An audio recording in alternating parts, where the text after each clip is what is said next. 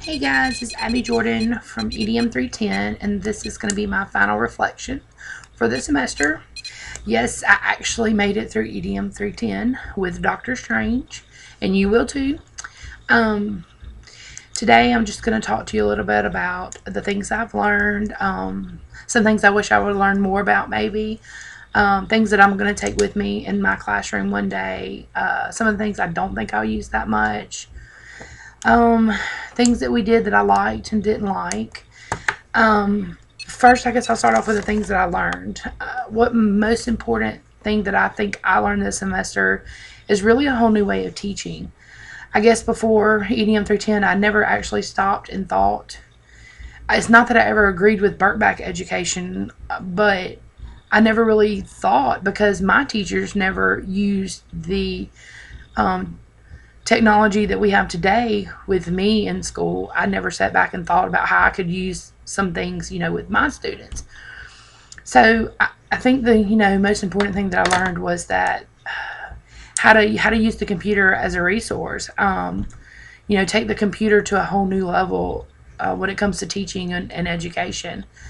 Um, some of the things I liked about EDM 310 was the amount of things that we got to learn. By all means, it takes the 9 hours a week, which is one of the things I didn't like. But in reality, I wish there was more time in it. I feel like if I wouldn't have taken EDM 310, that I would have never learned about some of the things that was out there that was available as a educational resource for teachers. We did a lot of blogging this semester. We created our own blogs, which was pretty neat. I went to blogs, but I never even actually thought about creating one for myself. Um, I definitely liked commenting for kids. Um, and blogging is the main thing I think that I learned this semester that I will take with me in the classroom. I think it shows kids it is a tool that can show kids creativity. It can show off the things that the children are learning in the classroom. Um, it's a good way to get positive feedback from their parents, relatives. Um, and as far as the commenting for kids go, I feel like what better way to help expand my children in my classroom's knowledge than to see a blog of someone their age from across the world, see what they're doing. I learned things on some of the kids' blogs that I read that I didn't know about. So, as far as the educational resource, it's really great. I liked commenting for teachers because of it gave me the chance to see how teachers laid out the website, how they laid out their blog. I think that's a great thing for a teacher to have to help keep parents informed. And I know not every parent is going to be on the technology choo-choo train, but for the most part, most people have a computer in their home and to some degree know how to use it. Um, what else is there that I liked?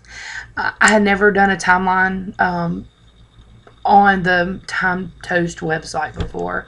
I think that would be, depending on the age group of kids you have, if you have fourth or fifth graders, that'd be something really good that could be used for like a history project, and also help expand their knowledge of the internet and, using it as a resource for them in the classroom.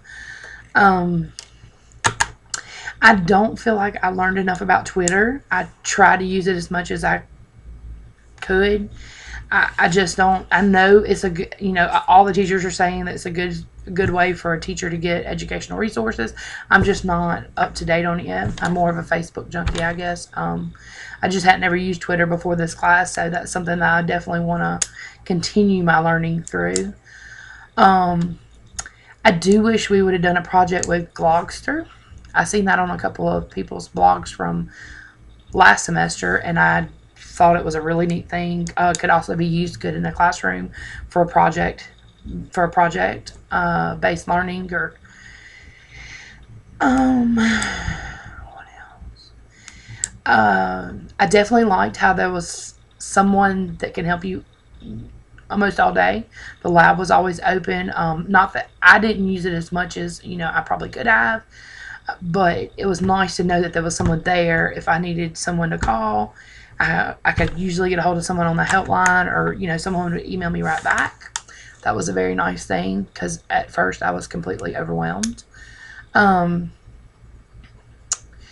Let's see. I learned a lot about Google that I didn't know before. I had never done anything with like the Google presentations or Google Docs, so that definitely expanded my knowledge. I think it was really crazy how much I realized that I didn't know. I consider myself pretty computer savvy before I took Dr. Stranger's class, but I mean, and I am. I just didn't know there was so much out there that could be used as a resource. The My Sentence video, I definitely loved it. Plan on utilizing that in my classroom one day. I liked, decorating the sheet of paper. That kind of showed that helps to show a child's creativity and just seeing what they come up with. I loved it and how it was put together at the end with all of ours on there, and I think it'd be great to hear from a children's standpoint.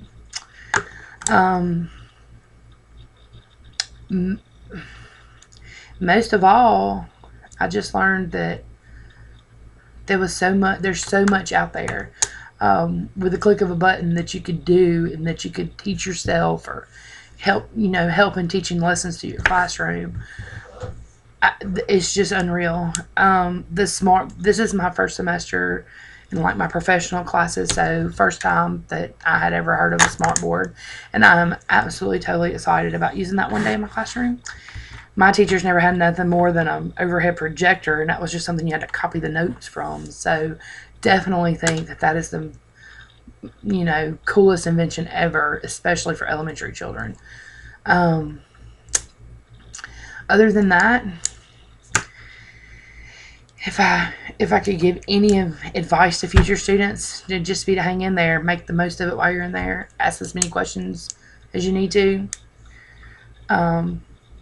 Learn all you can learn, because it goes by quick and the class is done. Other than that, you'll make it. It's been a great ride, but I'm glad it's over.